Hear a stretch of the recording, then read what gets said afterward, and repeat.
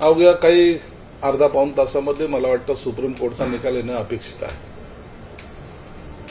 अनेक दिवसापासून अनेक लोकांची राजकीय असेल किंवा राजकारणाशी संबंध असलेले इतर लोक जे असतील, सर्वसामान्य नागरिक जरी असला तरी तो या निकालाकडे डोळे लावून बसलेला आहे. प्रथमतः देशाच्या राजकारणामध्ये अशी घटना घडलेली आहे की एखाद्या पक्षाचे एवढे आमदार 2/3 मेजॉरिटीने बाहेर पडलेले आणि मग त्याच्यावर काय होईल, जसं तुम्हाला त्याची उत्कंठा आहे तशी आम्हालाही आहे. परंतु एक गोष्ट निश्चित आहे की आम्ही आमची बाजू पहिल्या दिवसापासून मजबूतीने मांडलेली आहे आणि सांगितलेलं आहे की बाबा आम्ही जे केलं आहे ते कायदेशीर केलेलं आहे. कुठेही त्याच्यामध्ये कायद्याचा भंग होईल असं कोणतंही काम केलं नाही. शेड्यूल 10 आम्हाला लागू होत नाही, त्यामुळं आमचा डिस्क्वालिफायचा काही प्रश्नच येत नाही. यांचा जो जोर आहे, बाकी आमच्या विरोधी पक्षांचा जो जोर आहे की ते 16 आमदार अपात्र होते. कधी व्हीप बजवला आणि व्हीपचं कारण काय, मुळामध्ये अनेक गोष्टीची चर्चा या ठिकाणी झालेली आहे. परंतु तरीही सांगतो की व्हीपचा अर्थ असा होतो की सभागृहामध्ये तुम्हाला पक्षांतर्फे जो व्हीप बजावला जातो त्यावेळेला जर मतदान असेल किंवा इतर एखादा बिल असेल त्यावेळेला जर तुम्ही अब्सेंट राहिला तर तुमच्यावर त्यानुसार कारवाई होते, मग तुम्हाला डिस्क्वालिफिकेशन सुद्धा तुमच्यावर लागू पडतं. तसं कोणतंही कारण इथं घडलेलं नाही. राहिला फ्लोर टेस्टचा प्रश्न, तर फ्लोर टेस्टला उद्धव ठाकरे साहेब काही समोर गेलेलेच नाहीत, त्यांनी राजीनामा दिलेला आहे. म्हणून फ्लोर टेस्टचा सुद्धा संबंध या ठिकाणी येत नाही. या सर्व बाबी जर पाहिल्या, कायदेशीर बाबी जर तपासल्या तर आम्हाला असं वाटतं की हा निकाल आमच्या बाजूने निश्चित लागेल अशी आम्हाला अपेक्षा आहे. संजय राऊत असं म्हणतात की हे संपूर्ण प्रकरण नरहरी झिरवळ यांच्याकडेच पुन्हा वर्ग केलं जाईल. संजय राऊत हे काही कायदे तज्ज्ञ नाहीत. आम्ही त्या सभागृहामध्ये गेले 15 वर्षापासून माझ्यासारखा आमदार काम करतो आणि सभागृहाचे काही नियम जे आहेत त्या नियमाचा जर अभ्यास केला तर हा सर्व अधिकार अध्यक्षाकडे जातो. मुळामध्ये काल झिरवळांनी जे केलेलं स्टेटमेंट आहे ते इतकं चुकीचं आहे. त्यांनी सरळ सांगितलं की 16 आमदार जर माझ्याकडे जर त्यांची हेरिंग जर आली तर मी त्यांना अपात्र ठरवेल. म्हणजे नियमाचं मी उल्लंघन करेन हे डायरेक्टली त्यांनी काल स्टेटमेंट केलेलं आहे. मला वाटतं असं स्टेटमेंट करायचा उपाध्यक्ष जरी असले तरी त्यांना तो अधिकार नाही. त्यांनी ते केलं नव्हतं पाहिजे, तरी त्यांनी चुकून केलेलं ते स्टेटमेंट असावं असं माझं मत आहे. दुसरीकडे पाहायला गेलं तर अनिल परब असं म्हणतायत की जे 16 अपात्र आमदार आहेत त्यांच्याच मतदानावर, त्यांच्याच मतावर अध्यक्ष निवडून आलेले आहेत. हे प्रकरण तत्कालीन सध्याचे अध्यक्ष जे आहेत राहुल नार्वेकर यांच्याकडे देऊ नये. हे बघा, तुम्हाला 16 आमदार जे आहेत ना, 16 आमदाराचा तुम्ही अपात्र ठरवा अशी मागणी केलेली. ते अपात्र झालेले नाहीत. त्यांना कुठेही उपाध्यक्षांनी किंवा कुणीही अपात्र ठरवलेलं नाही, म्हणून ते ऍक्टिव्ह आहेत. आणि जेव्हा ज्याला अपात्र, ज्याला त्यांच्यावर शिक्का बसला नाही किंवा तसं कोणी सांगितलं नाही, याचा अर्थ ते मतदानामध्ये भाग घेऊ शकतात. अपात्र ठरवल्यानंतर सभागृहाच्या दालनाच्या आतमध्ये सुद्धा तुम्हाला येता येत नाही. हा नियम आहे. ह्या नियमाला डावलून चालणार नाही ना. म्हणून अनिल परबांनी जे सांगितलं तर ते मला वाटतं सभागृहात असून सुद्धा त्यांनी याबद्दल परिपूर्ण अभ्यास केलेला दिसत नाही. अजित पवार असं काल म्हणाले की सरकारला कुठलाही धोका वाटत नाही असं माझं मत आहे. त्या उलट आता संजय राऊत असं म्हणतात की सरकारला नक्कीच धोका आहे. म्हणजे महाविकास आघाडीतले 2 मित्र पक्ष, त्या दोघांमध्येच मतमतांतर पाहायला मिळते. हे बघा, ज्यांनी सभागृहाची नियमावली वाचली असेल त्याला डायरेक्ट त्याला जर हा प्रश्न विचारला, कोणी असेल तो कोणत्याही पक्षाचा असेल, तर त्यांना नक्की माहिती आहे की या अशा कारणास्तव कधीही अपात्र सदस्य ठरत नाहीत, म्हणून सरकारला कोणता धोका नाही. हे अजित पवार सारख्या विरोधी पक्ष नेत्यांनी केलेले स्टेटमेंट हे महत्वाचं आहे आणि हे अभ्यासपूर्ण केलेलं स्टेटमेंट आहे. संजय राऊतने केलेलं स्टेटमेंट हे हवेत केलेलं स्टेटमेंट आहे. म्हणजे काही जरी झालं तर यांना अपात्र ठरवाच आणि ठरलेच पाहिजे, हा अट्टास म्हणा किंवा आग्रह म्हणा असा कुठेही करता येत नसतो. तुम्हाला नियमाला डावलून कोणतेही निर्णय घेता येत नाही. या सगळ्या बाबतीत असं म्हणतायत ठाकरे गटाकडून की आम्ही जे नवीन अध्यक्ष आहेत तेच अवैध असल्याचं आम्ही हे केलेला दावा. आता त्यांनी काय दावे केलेत, प्रतिदावे केलेत, त्याचा सर्वाचा निकाल अवघ्या काही मिनिटांमध्ये लागणार आहे. म्हणून त्यांनी त्यांची बाजू मांडलेली आहे, आम्ही आमची बाजू मांडलेली आहे आणि सुप्रीम कोर्ट आहे. सुप्रीम कोर्टामध्ये 5 न्यायाधीशाचं हे खंडपीठ असल्यामुळे ते सर्वस्व निर्णय हा विचारांती घटनेला अनुसरून घटनेमध्ये जे काही तरतुदी त्यानुसार ते देतील अशी आम्हाला अपेक्षा आहे. खिरसाट साहेब, आज संपूर्ण दिवस आहे तो खूप महत्वाचा आहे, पण अशा परिस्थितीत तुमचे कॅप्टन कूल मुख्यमंत्री एकनाथ शिंदे एकदम निवांत दिसत आहेत. मंत्रालयात नेहमीप्रमाणे जाणार आहेत, त्यानंतर नाशिकला दौऱ्यावर जाणार आहेत. तर काय नेमकं त्यांचं शेड्यूल असेल, काय असेल, आणि एवढं टेन्शन मुक्त ते दिसतं? टेन्शन नाही बघा, प्रत्येक जण राजकारणामध्ये आपापल्या पद्धतीने आपला अभ्यास करत असतो आणि शिंदे साहेबाचा एक स्वभाव आहे, ते कधी फटकन बोलत नाही. पटकन कुणाला जाऊन एकदम असं आक्रमकतेने कुणाला बोलणं या त्यांचा स्वभाव नाही. जे होईल ते होणार आहे, जे कायद्याने होईल ते होईल. त्याचं टेन्शन कशाला घ्यायचं? मग टेन्शन घेऊन काय काय होणार आहे तुम्हाला? मग तुम्ही त्या टेन्शनमध्ये वावरत असाल तर तुम्हाला इतर कामं करता येणार नाही. म्हणून शिंदेसाहेब कधी ह्या गोष्टीचं टेन्शन यासाठी घेत नाही, जे होईल ते होईल. ते न्यायालय आहे ना. आम्ही टेन्शन घेऊन काय करणार? मला फार टेन्शन आलं, माझं टेन्शन काय न्यायालय गृहीत धरणार आहे? नाही, आता शिरसाटांना फार टेन्शन आलंय, निकाल काहीतरी यांच्या बाजून दिला पाहिजे, नाही तर काहीतरी होईल, असं थोडी आहे काही. हा न्यायालयाची प्रक्रिया आहे, ही प्रक्रिया न्यायालय पूर्ण करेल. म्हणून आपण टेन्शन घेऊन काही होत नसतं. जो निर्णय येईल तो आपल्याला ऍक्सेप्ट करावा लागतो. दुसरीकडे पाहायला गेलं तर अंजलिया दमानिया असं म्हणतात, अध्यक्ष प्रदेशात आहेत, उपाध्यक्ष नॉट रिचेबल आहेत, राजकारणाचा तमाशा करून ठेवलाय. आता ते का नॉट रिचेबल आहे, यांनी कशाला फोन लावला? काय करायचं होतं यांना? या बाकीच्या गोष्टीचं तुम्हाला चर्चा कशाला करता तुम्ही? कोण नॉट रिचेबल आहे, कोण हे आहे, काय करायचं तुम्हाला? ते तुम्हाला राजकारणाचा तुमचा काय संबंध आहे तिथे? उगाच स्टेटमेंट द्यायचं म्हणून काही स्टेटमेंट द्यायचं. हे जे आहे ना, काही लोकांना हे मीडिया समोर आले ना तर काहीतरी बडबड करायची सवय लागलेली आहे. दुसरीकडे पाहिजे सकाळी आज संजय राऊतांनी एक ट्विट केलं. त्या ट्विटमध्ये संजय राऊत असं म्हणतात, काय झाडी, काय डोंगर, काय हिरवळ, वाट पाहतोय तुमचा नराळी जिरवळ, जय महाराष्ट्र.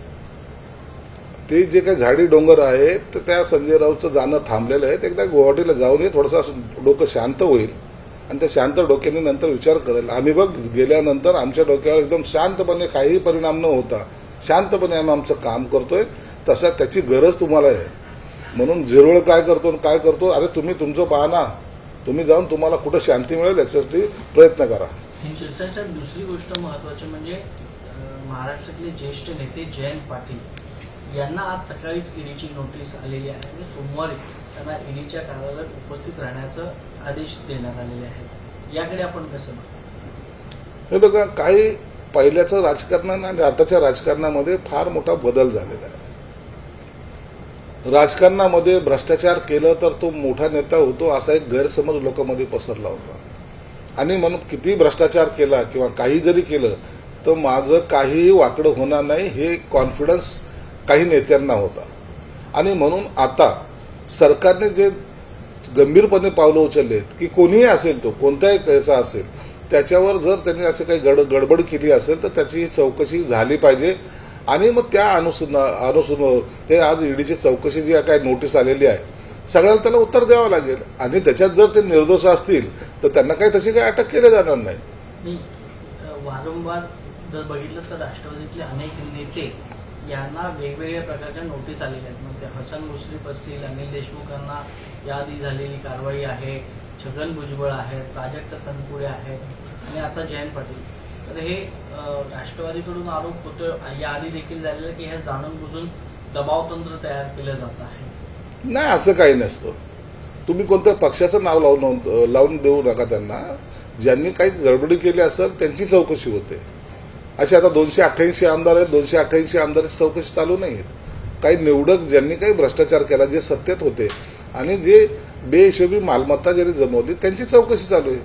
म्हणून जर राष्ट्रवादीचे जास्त असतील तर निश्चित त्यांची चौकशी होईल. उद्या आणखीन दुसऱ्या कोणत्या पक्षाचा असेल त्यांची चौकशी होईल. नाही, दुसरीकडे पाहायला गेलं तर राष्ट्रवादीकडनं काही नेत्यांकडनं असं सांगण्यात येते की जो अजित पवारांचा गट आहे त्या गट भारतीय जनता पार्टीमध्ये विलीन होत होता आणि जयंत पाटलांचा गट होणार नव्हता, म्हणून ही अशी कारवाई जी आहे ती भारतीय जनता पार्टीकडनं. असं काही नाही. आता अजित पवारांना सुद्धा मला वाटतं भाजप घेणार नाही असं माझं एकंदर ते रिडिंग दिसतंय. आणि आता त्यांनी त्यांचा पक्ष सांभाळावा, भाजपचा पक्ष सांभाळेल, आम्ही आमचा पक्ष सांभाळू. तुमच्या येण्याने जाण्याने काही फरक पडणार नाही. आम्ही कुठेही बहुमताला कमी पडलेलो नाही. त्याच वेळेला होत असतं ज्या टायमाला बहुमताला आकडे कमी असतात त्या टायमाला एक खटाटोप जर कोणी केला असता तर आपण मानलं असतं, पण तसं काही आता चिंता करायचं कारण नाही आहे आणि ते आहे त्या दिल्या घरी सुखी राहा अशी मनाची वेळ आता आमच्यावर आलेली आहे. दुसरीकडे पाहायला गेलं तर बिहारचे मुख्यमंत्री नितीश कुमार आज उद्धव ठाकरेंना भेटायला येतात. एकंदरीत पाहायला गेलं तर विरोधकांची मूठ जी आहे ती देशातली ते करण्यासाठी येत आहेत. विरोधी पक्षामध्ये उद्धव ठाकरे यांचं स्थान महाराष्ट्रामध्ये मोठे आहे असं ते म्हणतात. उद्धव ठाकरेंचं स्थान मोठं नाही आहे, इथं शिवसेना प्रमुखांचं स्थान मोठं होतं आणि म्हणून ते एक राजकीय टच असला पाहिजे, भेटलं पाहिजे म्हणून त्या या अँगलने ते सर्व भेटतायत. आणि आता उद्धव ठाकरेंना भेटून सुद्धा त्यांना त्यांच्या पदरात तसं काही पडणार नाही, पण तो कर्टसी व्हिजिट ही याला म्हणता येईल किंवा मग जर निकाल जर लागला तर त्याच अनुषंगाने थोडं सांत्वन सुद्धा केलं जाईल. सर हिंदी में बता दीजिए कि महाराष्ट्र की राजनीति के लिए आज बड़ा दिन है। शिवसेना विधायकों की अयोग्यता को लेकर सुप्रीम कोर्ट अपना फैसला सुनाएगा। आप उनमें से एक हैं, 16 विधायकों में से एक हैं। किस तरीके से सुप्रीम कोर्ट के फैसले का इंतजार कर रहे हैं, क्या लगता है? देखिए, बहुत दिनों से ये सुप्रीम कोर्ट में केस चल रही है, पूरा खंडपीठ चाहिए, उसके सामने सुनवाई हो, ऐसी मांगनी की 5 जजेस के खंडपीठ हो गया, उसके सामने अभी सुनवाई हो रही है। एक बात ख्याल में रखो कि हम कॉन्फिडेंस इसलिए हमारा बढ़ा हुआ है कि हमने कोई भी काम इलीगल किया नहीं। जो इन्होंने 16 आमदारों को अपात्र करने की कोशिश की है या तो बोल रहे कि करना चाहिए, उसकी कुछ तो वजह होना चाहिए ना। एक तो हमको नोटिस व्हिप जो दिया गया है वो व्हिप काय के लिए दिया गया था कि पार्टी मीटिंग के लिए। पार्टी मीटिंग के लिए व्हिप लागू नहीं होता। विधानसभा में जो कामकाज होता है उसके अंदर अगर आपने हिस्सा नहीं लिए, व्हिप लगाने के देने के बाद, या तो मतदान में अगर हिस्सा नहीं लिए या तो अब्सेंट रहे, ये सब जो होता है ये कारण पे उनको अपात्र किया जा सकता है। लेकिन इन्होंने व्हिप क्या दाखिल दे दिए क्या 48 घंटे का, जिसको टाइम दिया जाता है कम से कम 2 हफ्ते का, इन्होंने 48 घंटे का, इनको जल्दबाजी थी ना इनकी, तो इन्होंने 48 घंटे का टाइम दिए, इसलिए वो व्हिप हमको लागू होता नहीं, शेड्यूल 10 हमको लागू होता नहीं। हमने ये उठाव करने के बाद ना कोई पक्ष को ज्वाइन किया है, ना कोई पक्ष में गए, ना हमारा सेपरेट गुट बना है। हमने यही कहा है कि हम शिवसेना है, हम शिवसेना के विधायक है और हमने कभी शिवसेना नाम से कहीं बगावत नहीं की या तो बाजू में नहीं हटे। इसलिए पार्टी हमारी शिवसेना ही होने की वजह से हम पे कार्रवाई नहीं की जा सकती। और दूसरी बात जरूरी ये है कि वो टाइम हमारे गट नेता जो एकनाथ शिंदे थे, कोई भी पार्टी का गट नेता अगर चेंज भी करने का रहा तो सब विधायकों की मीटिंग बुलाई जाती है, उसके अंदर गट नेता चुना जाता है।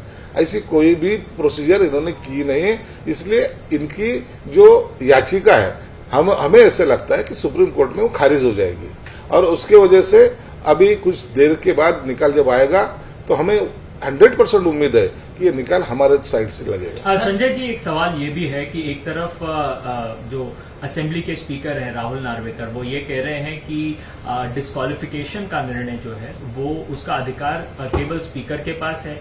वहीं दूसरी तरफ नरहरि झिरवल का ऐसा बयान आया है कि यदि उन्हें ये मौका दिया जाता है सुप्रीम कोर्ट द्वारा डिस्क्वालिफिकेशन को लेकर के, तो वो आप लोगों को डिस्क्वालीफाई कर देंगे। देखिए, जो अध्यक्ष ने जो बयान दिया है वो करेक्ट है, नार्वेकर ने जो बोला है वो करेक्ट है।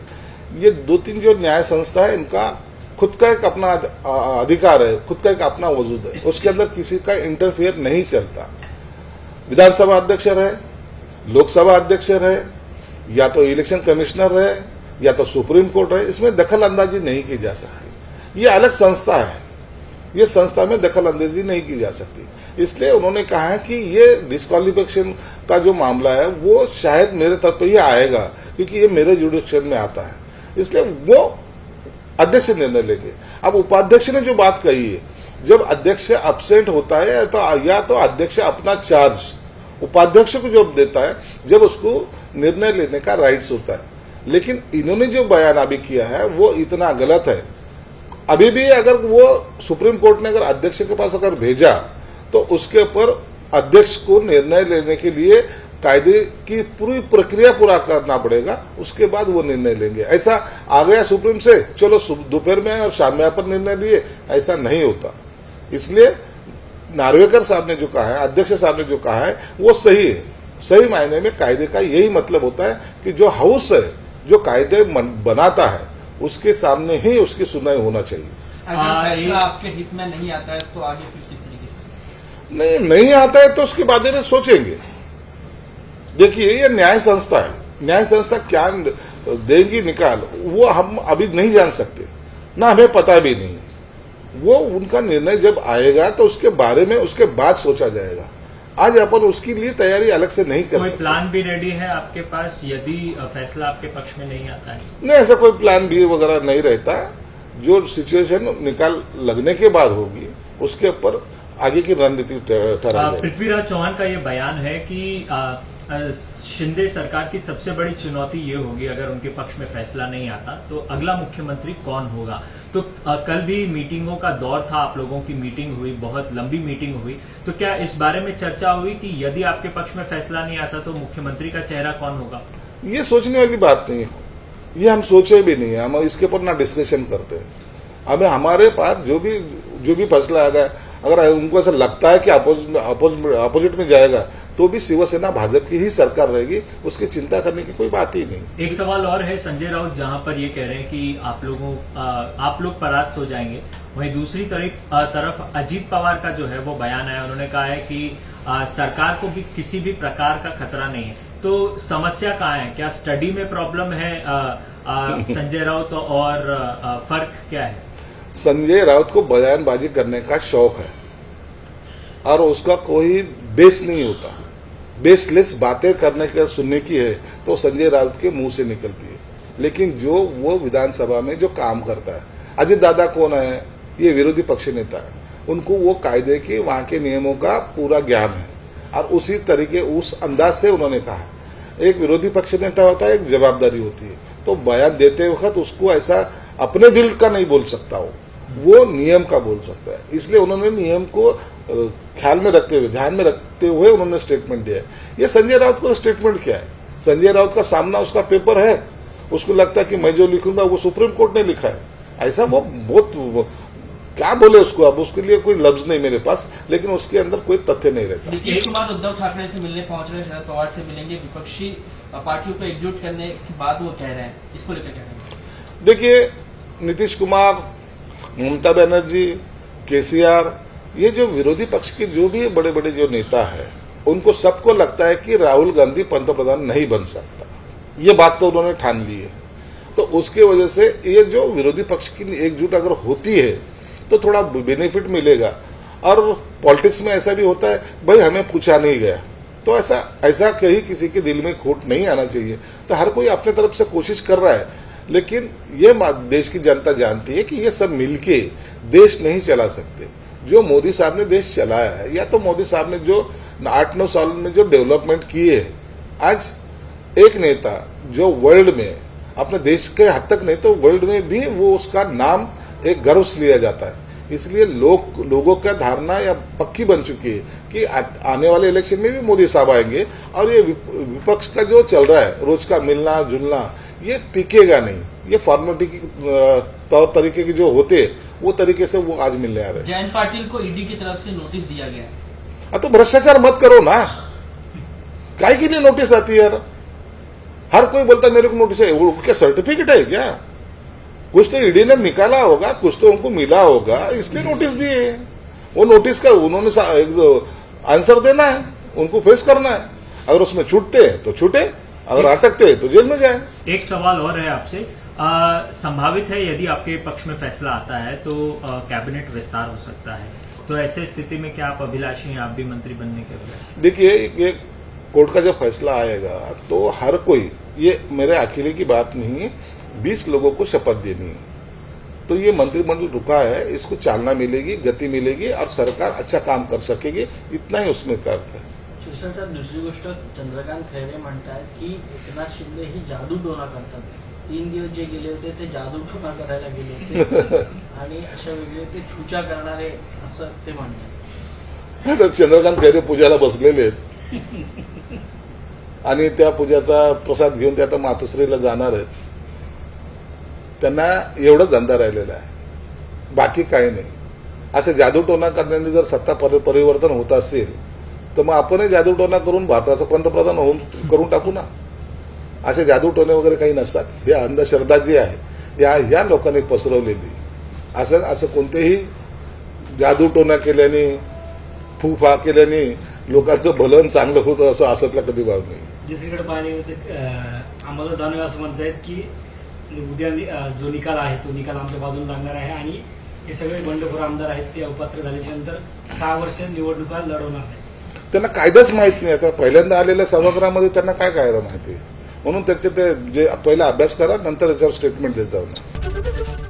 एबीपी माझा, उघडा डोळे बघा नीट.